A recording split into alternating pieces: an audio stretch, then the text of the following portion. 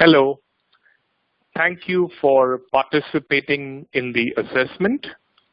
You would have received your report. This video is to explain how to read your report before we have a conversation together. So, for this understanding, it would be good if you had a copy of the report with you. The report would look something like that. It would have your name on it along with the date and some aspects to give you an overview. Now, I'd like to explain in a simple manner on how to navigate through the various pages so it starts to make more sense to you. Let's start with page number 2. Page number 2 is the first out of 3 aspects that the report looks into. The first aspect is DISC, D-I-S-C.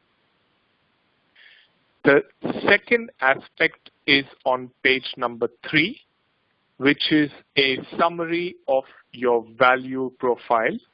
There are 7 values that are measured, and this is the explanation level of each of those values.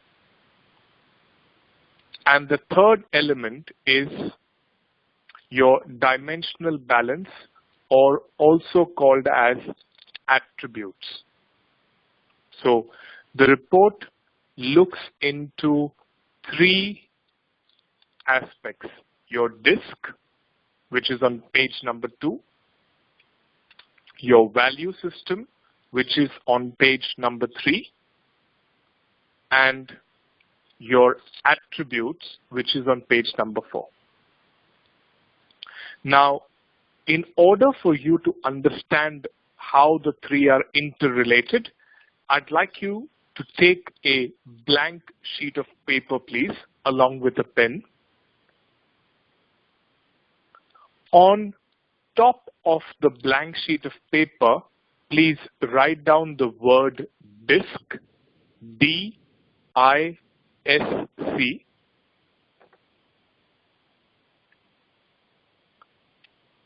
On the middle of the page, write down the word values.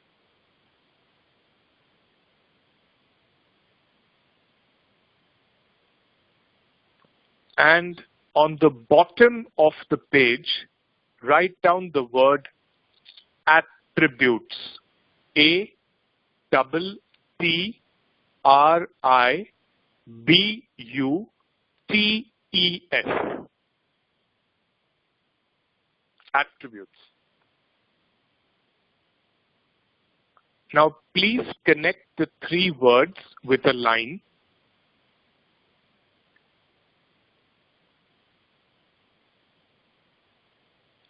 I would now ask you to imagine the following scenario. Imagine the DISC to be like a balloon floating on water. You know, to mark territory on the sea, you have these orange or yellow balloons. They're also called as buoys, B-U-O-Y. So imagine the DISC to be like a buoy. Imagine values to be something in the middle of the sea.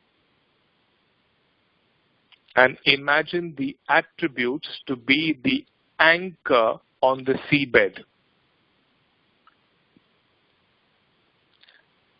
In case of a change in weather, if you were to be asked a question, which of the 3 will show the most movement? Is it the DISC, the values, or the attributes? The most logical answer you will give is that the DISC will show the most movement. And that is what typically happens to us in real life.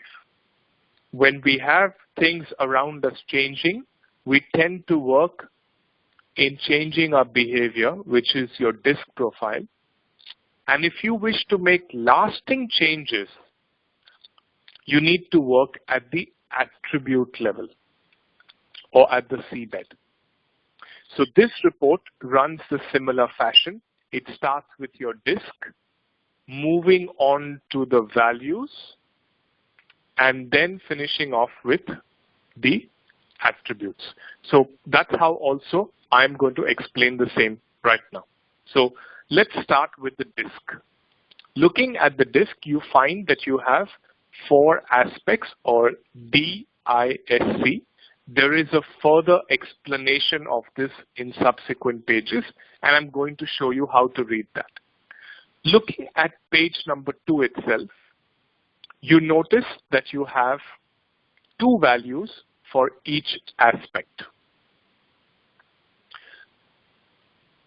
Now, the first score is your natural style, and the secondary score is your adaptive style. What you need to recognize is that in psychometrics, the way we look at it is we calculate the difference between the two to begin with. So in this situation, the difference between the D score of natural and adaptive is 4. For I, there is no difference.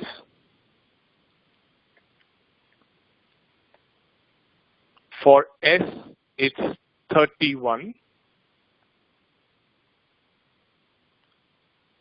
And for C, it's 28.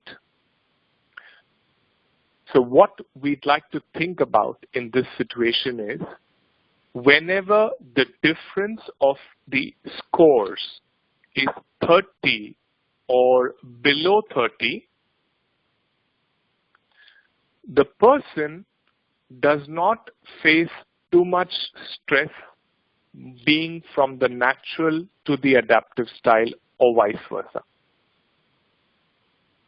When the difference is 30 or more than 30, that's when the person goes through some degree of stress or it causes some challenge to that aspect. So in this situation, it's the S that shows that strain. What does that mean? How does it work? We'll look into that as we go along. And it will also be part of our discussion when we do the debrief. Let's take one example of looking at a score of how to read that further. So to understand D21 natural style better, I'd ask you to move to page number 9. Remember, the score D is 21, and we are moving to page number 9.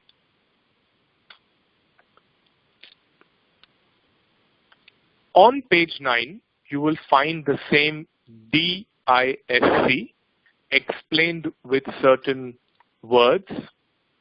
I'm now going to frame a sentence looking at only the D column as an example for you to understand what that score of 21 means. So, according to the way Benish Nizar has answered the assessment, it appears that when Benish tends to approach problem and make decisions, Benish is more agreeable and unobtrusive rather than demanding or driving or even forceful. I will repeat that. Because of Benish's score of 21, so if I take you back for a moment onto page number 2, the natural score was 21. Because of that score, I am able to explain that Benish's problems approaching and making decision is more agreeable and unobtrusive rather than demanding or driving. So this works a bit like your scorecard in that sense. If Benish had scored between 50 and 60, then the words competitive and determined would apply.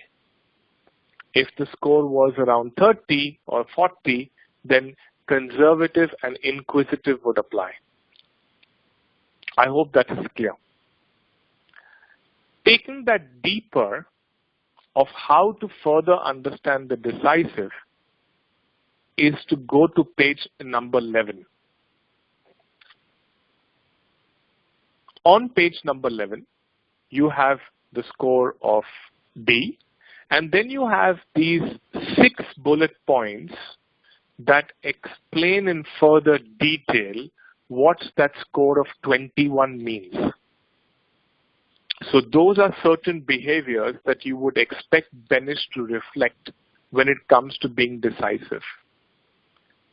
It is likely that of the list of these 6, 2 to 3 might apply in many or most situations, while there might be a couple that do not apply so strongly or we are not aware about it.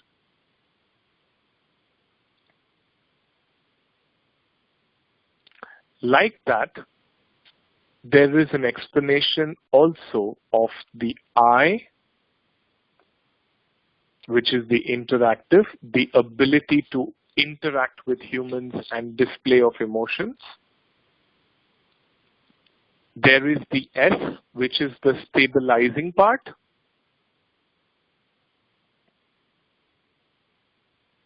And there is the C, which is the cautious aspect of behavior, which is approaching standards, procedures, and expectations.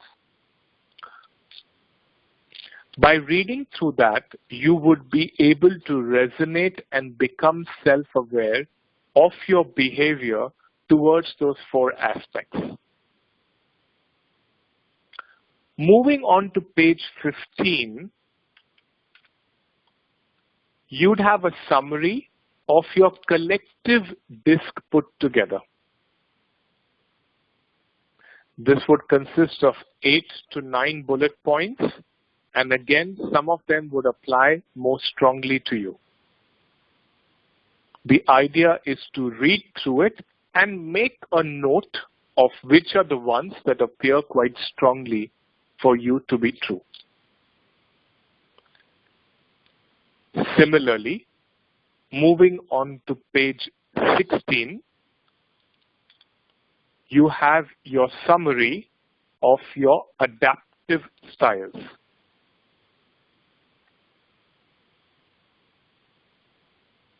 Again, it is a reflection point for you to think of how and when they apply to you. Moving on, page 17, 18, 19, and 20. 17, 18, 19, and 20 are further explanations of your profile of DISC in terms of aspects such as your ideal job climate, your insights based on your strengths, ideas to keep you more motivated to make those strengths stronger, and work on ideas to be more effective. So 17, 18, 19, and 20 are nothing but different ways of looking at your strengths. Moving on to page 21, you have a list of your potential areas of improvement. They may not yet be weaknesses. You need to recognize that sometimes you have challenges with these. These are probably those areas that you haven't had time to look into based on your natural DISC profile. These are also ways in which you can start to address some areas that are of more concern to you. And when you start to make those changes by identifying, let's say, 2 to 3 main areas, you would be better placed to do so once you have identified with your preferred training and learning style, which is how do you prefer to share and how do you prefer to receive knowledge, as well as looking at your communication map, which is what helps you when you receive and what helps you when you have to give. This is on page number 22 and 23. Page 24 and 25 are, including 26, the 3 pages, 24, 25, and 26 are your commitment to yourself to work on your strengths and determine your areas of influence in terms of weakness that you wish to work on.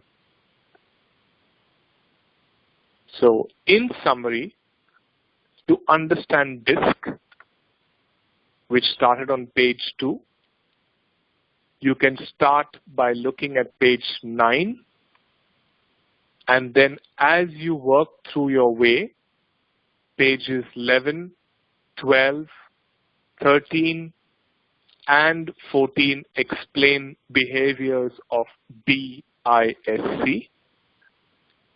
15 and 16 are summaries of your DISC profile, natural and adaptive. 17 to 20 explain in more detail the collective strengths. And 21 is your area of continual improvements that you can identify, pick and choose from in order to fill up page number 24, 25, and 26. This would complete your understanding of the DISC, which was the first aspect that the assessment looks into. The second aspect is your values profile, which is on page number 3. And to understand that, you move to page 31 to begin with.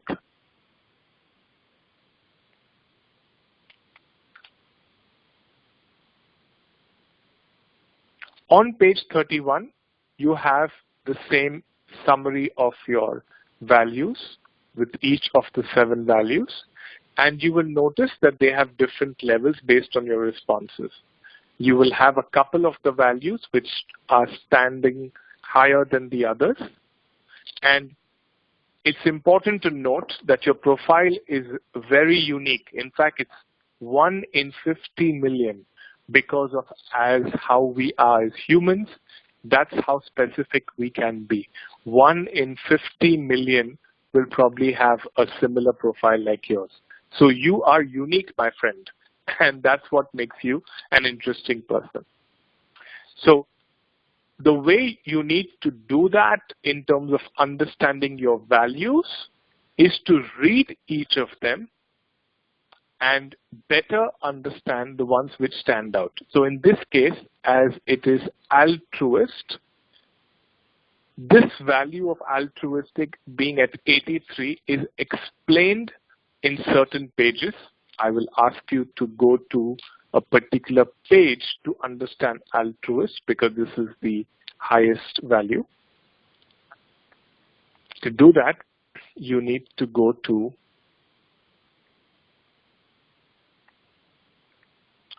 page 45. Page 45, 46, and 47.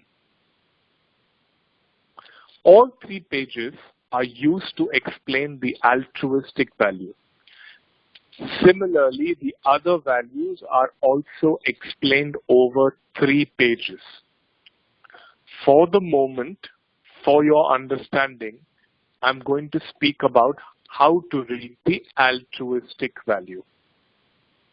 So, as I said, on page 45 is the start of it, wherein you have 2 paragraphs that explain the general traits of someone of that dimensional value, which is somebody who's on the higher side, and key strengths specifically for somebody who had scored an 83.